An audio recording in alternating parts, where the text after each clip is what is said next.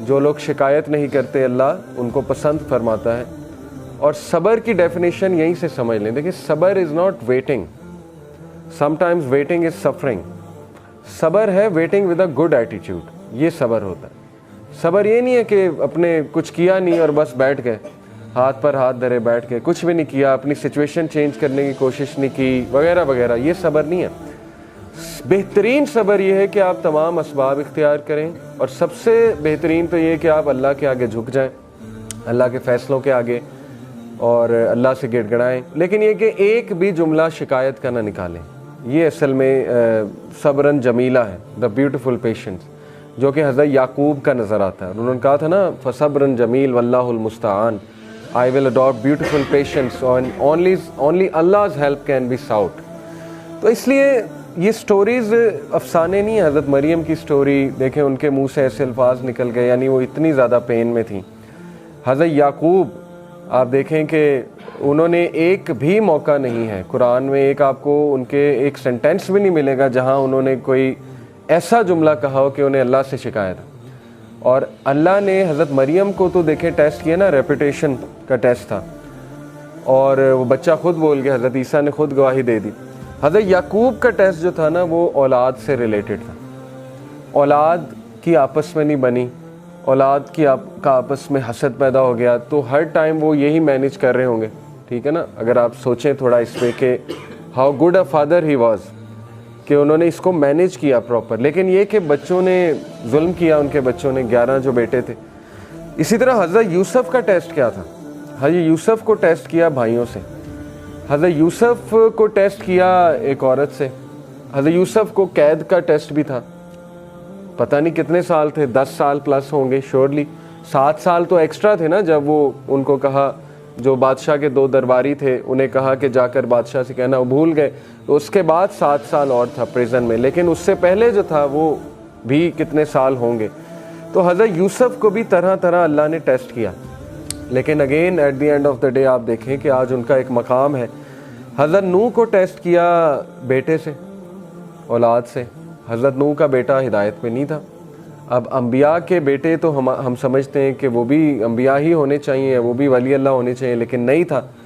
کافروں میں سے تھا, پیچھے رہ جانے والوں میں سے تھا, ڈوب گیا. اب حضرت نوح کو کتنی تکلیف ہوئی ہوگی, لیکن اللہ نے ان کا بھی ٹیسٹ کیا. حضرت لوط کو ٹیسٹ کیا بیوی سے.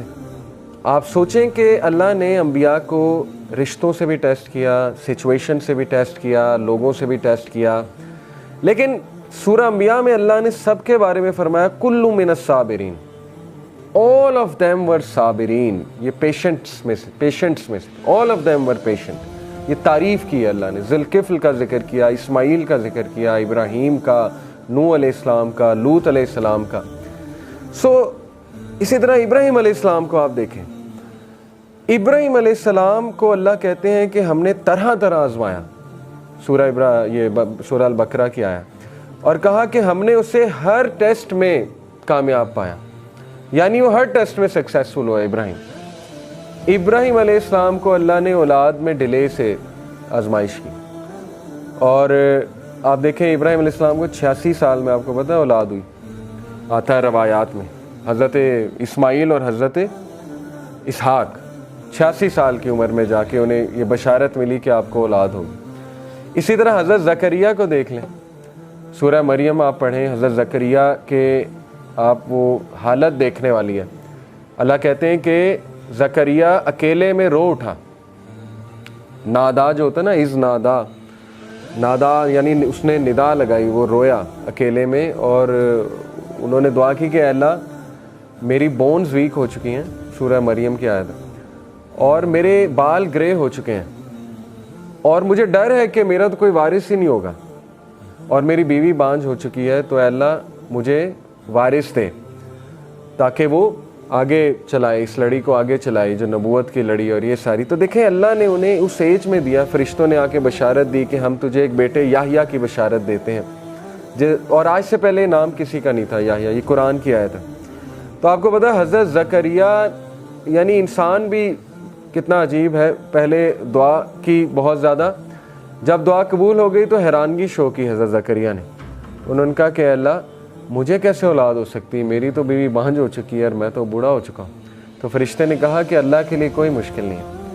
تو دیکھیں یہ مثال حضرت زکریا کی مثال، اور حضرت زکریا نے آپ کو پتہ ہے حضرت مریم کو پھل کھاتے دیکھا، بے موسمی پھل ان کے حجرے میں، تو ان کے دل میں خواہش آئی کہ اللہ اگر تو اس موسم میں پھل دے سکتا ہے تو مجھے اولاد بھی دے سکتا ہے۔